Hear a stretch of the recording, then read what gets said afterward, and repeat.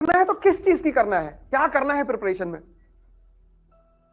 पढ़ तो चुके ही हो, स्कूलिंग करके आए हो, लेकिन हम हिंदुस्तान में आईएएस की प्रिपरेशन में कहते हैं यार एनसीईआरटी पहले पढ़ो।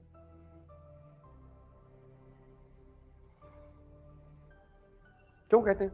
उसकी वजह यह है कि हिंदुस्तान में ह्यूमैनिटीज रेयरिटी ऑफ रेयर लोग स्कूल में लेते हैं, क्योंकि यहां ज्यादातर लोगों को नौकरी करनी है तुरंत। तो स्कूल लेवल में जो सबसे प्रचलित स्ट्रीम है वह है पीसीएम, वह है पीसीबी, या तो फिजिक्स केमिस्ट्री मैथ या फिजिक्स केमिस्ट्री बायोलॉजी। और जो मेट्रो है दिल्ली मुंबई, वहां पे है कॉमर्स।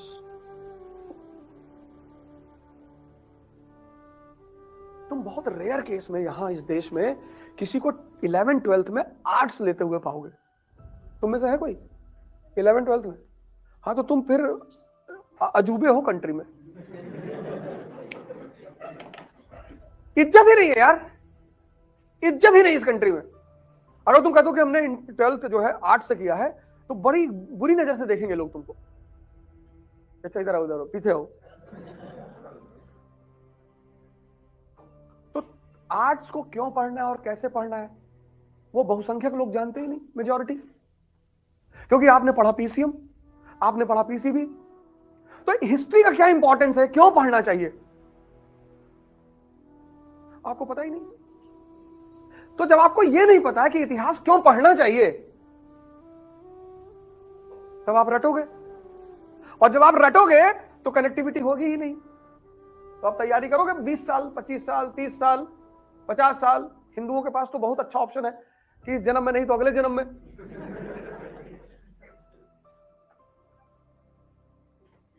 मुसलमानों के साथ दिक्कत है कि इसी जन्म में लेना है। हिंदुओं के साथ सुविधा है कि ऐसा करो जीएस इस जन्म में कर लो, और नहीं हुआ तो ऑप्शनल अगले जन्म में कर लो। ये पहली वजह है कि आप सभी लोगों को यहां से तैयारी शुरू करनी चाहिए। प्रिपरेशन का पहला मतलब होता है कि अपने बेस को मजबूत करना, क्योंकि बिना बेसिक्स के तुम एडवांस कभी समझोगे ही नहीं। यह होता है तैयारी का पहला चरण, first phase of the preparation, कि भैया हम पहले बेसिक्स तैयार करेंगे। पहला चरण वहां रखो। दूसरा, तैयारी का दूसरा बात क्या है? तुम्हारा बेसिक्स तैयार हो गया। जैसे ही तुम्हारा बेसिक्स तैयार होगा, जो सबसे पहली चीज तुम्हारे अंदर डेवलप होगी वो होगी कॉन्फिडेंस। अब बेसिक तैयार हो गया, इकोनॉमी तैयार है, पॉलिटी तैयार है, सोसाइटी सब तैयार हो गया तुम्हारा। अब तुम एडवांस बुक उठाओ। यहां पे मेन खेल होता है। यूपी की गरीबी की मुख्य वजह बताओ। अब अगर तुमने वो चैप्टर पढ़ा है नेशनल इनकम इकोनॉमी में, primary sector, secondary sector, tertiary sector, अब देखो कनेक्टिविटी का रोल यहां पे। सेकंड फेज में तैयारी मतलब दूसरी चीज है लॉ ऑफ कनेक्टिविटी, जोड़ने का सिद्धांत। पता तुम्हें सब है। अब तुमने एक स्टेट उठाया पंजाब, अब तुमने दूसरा स्टेट उठाया यूपी। तैयारी का मतलब पढ़ना नहीं है, तैयारी का मतलब है कनेक्ट करना। अब तुम दिल्ली से चले जम्मू, तो दिल्ली से जम्मू के बीच में जितने भी स्टेशन हैं, सोनीपत, पानीपत, लुधियाना, फगवाड़ा, सब इंडस्ट्रियलाइज्ड स्टेशन है। नहीं है? सब इंडस्ट्रियलाइज्ड है। लेकिन जब तुम दिल्ली से चले गोरखपुर, कोई इंडस्ट्री नहीं।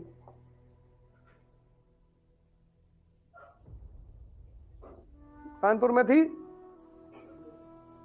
हो नहीं गई, बंद करवा दिए। जो हिंदुस्तान का लेफ्ट है ना, लेफ्ट कम्युनिस्ट, इन्होंने 10-10 महीना स्ट्राइक करवाई।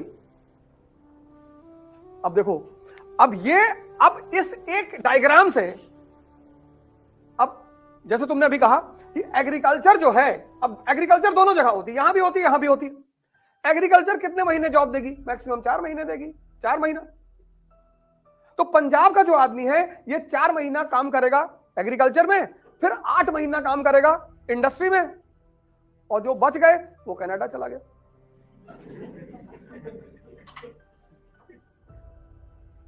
तो अब देखो इससे क्या हुआ, यहां आर्थिक समृद्धि आई। तो जब यहां आर्थिक समृद्धि आई तो यहां औरत की स्वतंत्रता बढ़ी। तुम पंजाब में औरतों की स्थिति देखो कितनी स्ट्रांग है। सामाजिक स्वतंत्रता किस पर निर्भर करती है? आर्थिक स्वतंत्रता पे। अब तुम यहां का समाज देखो, पंजाब का, यहां का रहन सहन देखो, यहां का वेशभूषा देखो, और फिर तुम यूपी का समाज देखो। अब यहां का आदमी 4 महीने कृषि में काम कर लेगा, 8 महीने महाराष्ट्र चला जाएगा, गुजरात चला जाएगा, पंजाब चला जाएगा। इसलिए सबसे ज्यादा लेबर की सप्लाई पूरे भारत में पूर्वांचल और बिहार से है।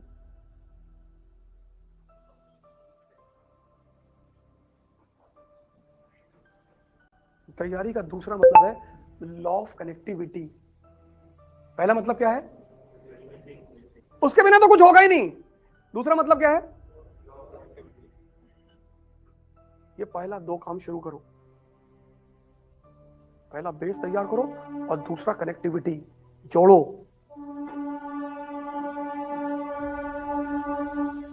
कि भारत में के संविधान में अगर फंडामेंटल राइट रखा गया है तो क्यों वहां पे ऐसे क्वेश्चन मार्क लगाओ, क्यों, क्या जरूरत है इसकी?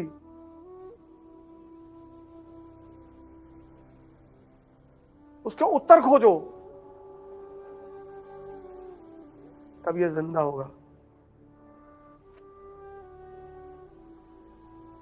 जीवन में जब भी लड़ोगे कहीं भी, तो इसी के सहारे लड़ोगे, वो भी अपने।